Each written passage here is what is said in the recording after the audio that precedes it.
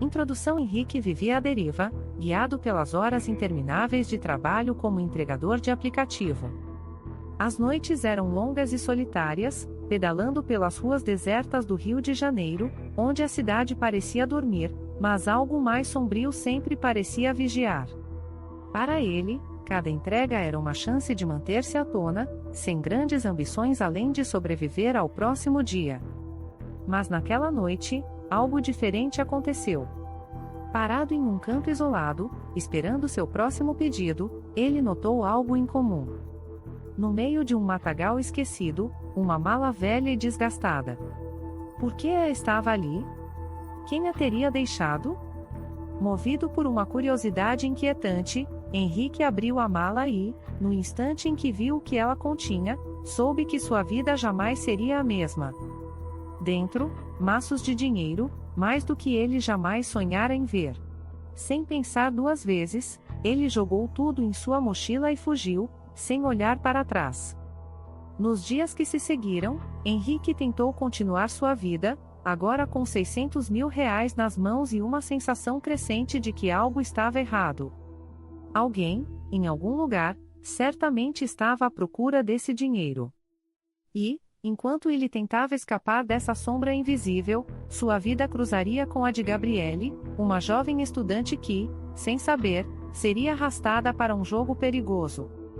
Naquele momento, Henrique ainda não sabia, as ruas que ele pensava conhecer tão bem escondiam segredos muito maiores do que ele podia imaginar. E, em breve, esses segredos o encontrariam. Faltando algumas semanas para o seu aniversário, Henrique coloca toda a força no seu trabalho de entregador com sua bicicleta, depois de esperar horas até aparecer um pedido, finalmente encontra, e tendo feito a coleta e saído para entrega ponto e vírgula eis que chega até o cliente e tendo finalizado a corrida, ele seguiu caminhando com sua bicicleta e tendo pedalado uns 3 quilômetros, ele para perto de um mato para urinar e ver uma caixa estranha e por curiosidade ele mexe e ver que aquilo é uma mala velha e ele abre e ficar espantado com o que ver, tinham maços de 200, sim e R$50. Na hora ele despejou tudo que tinha na mala para dentro de sua mochila de entregador e foi embora. Chegando em casa ele contou e tinha exatamente R$600 mil, logo ele depositou em sua conta e comprou uma moto, porém, ele notou que tinha uns caras observando ele, provavelmente seria o dono da mala, logo ele arrumou suas roupas e colocou dentro da mochila de entregador e colocou um boné e saiu com sua moto sem ser percebido e foi para outro estado. Caindo a noite, a pessoa que estava vigiando ele recebeu uma ordem para entrar na casa dele e chegando, viu a porta trancada e resolveram arrombar, mas Henrique já estava bem longe e com o dinheiro. Henrique finalmente chega no bairro do Brás, São Paulo, compra uma casa simples e começa a rotina de entregador, até que nos meios dos trabalhos ele conhece uma garota chamada Gabriele. Gabriele é uma jovem estudante de direitos e sempre pede comida pelo aplicativo que por muita coincidência acaba sendo direcionadas para Henrique as demandas, e nisso acabou pintando um clima entre os dois, eles marcaram de sair juntos e Gabi foi apresentando São Paulo para Henrique. 2 semanas depois Henrique e Gabriele oficializaram o namoro.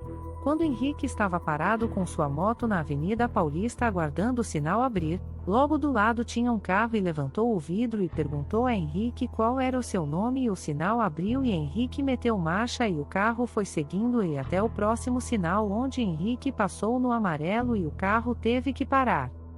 Henrique ficou preocupado se aqueles caras do carro fossem do Rio de Janeiro que vieram atrás dele e ao invés de ir para sua casa, foi para o apartamento da sua namorada. Henrique deu uma pesquisada e descobriu que aquele dinheiro que ele encontrou no mato era propina de vereadores com milicianos e estava sob investigação da Polícia Federal. Daí ele foi para casa e viu 2 carros parados em frente dela e então manobrou a moto e voltou para o apartamento de Gabriele e resolveu contar para ela tudo o que está acontecendo e motivo de ter saído do Rio e ter ido para São Paulo. Gabriele entendeu e disse que não há nenhuma prova de que ele achou aquele dinheiro a menos que tenha câmera e não tinha e como os vereadores e milicianos estão sendo investigados, Então o melhor que ele tem que fazer é sumir das ruas por um bom tempo, porque quem está interessado no dinheiro são os réus, e logo logo eles estarão na cadeia e os 600 mil simplesmente sumiram. O governo não vai querer confiscar as contas de ninguém por causa disso, só ter paciência e permanecer no anonimato.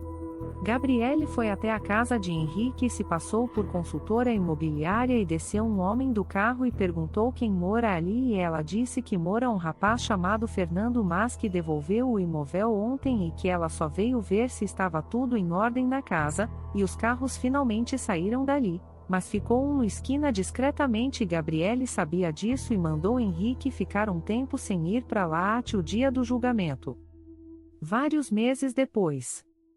Finalmente os milicianos e vereadores de São João de Meriti, Nilópolis e Mesquita foram condenados a 115 anos de prisão por formação de quadrilha, corrupção passiva, lavagem de dinheiro e Caixa 2. Henrique e Gabriele estão noivos e já marcaram a data do casamento e a casa no Brás que Henrique comprou. Eles resolveram alugar e deixar no nome de Gabriele e o apartamento dela está no nome de ambos, localizado em Raposo Tavares. Nos meses que se seguiram, Henrique e Gabriele acreditaram que haviam finalmente escapado dos perigos. O julgamento terminara, e todos os envolvidos na quadrilha estavam atrás das grades. Henrique voltara ao seu trabalho de entregador, com uma nova confiança, e o casamento se aproximava rapidamente. Mas, uma semana antes do grande dia, algo inesperado aconteceu. Quando Henrique saiu para uma de suas entregas, notou um homem em um carro preto estacionado na esquina de seu prédio. A mesma sensação de vigilância que sentira meses atrás voltou a percorrer seu corpo. Ele tentou se convencer de que era apenas paranoia, mas algo no olhar do homem o fez sentir que algo estava errado. Ao retornar ao apartamento, encontrou Gabriele pálida, segurando uma carta sem remetente. Tremendo, ela entregou a Henrique. Dentro do envelope havia apenas uma foto, era a mala de dinheiro, aberta no mesmo local onde ele a encontrara. Embaixo da imagem, havia uma única palavra, observando. Henrique sentiu o mundo desabar sob seus pés. Como alguém poderia saber da mala? As investigações tinham acabado, e todos os envolvidos estavam presos, não estavam? Ele se virou para Gabriele, mas antes que pudesse dizer algo, o telefone dela tocou. Ela atendeu, e uma voz fria ecoou do outro lado da linha. Achou que havia escapado? O jogo está só começando.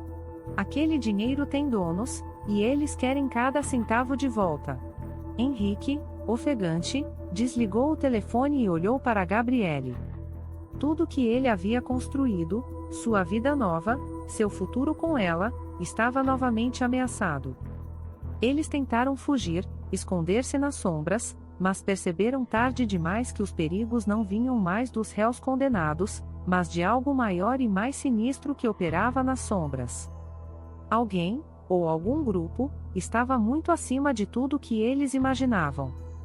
Henrique e Gabriele desapareceram na noite, sem deixar vestígios.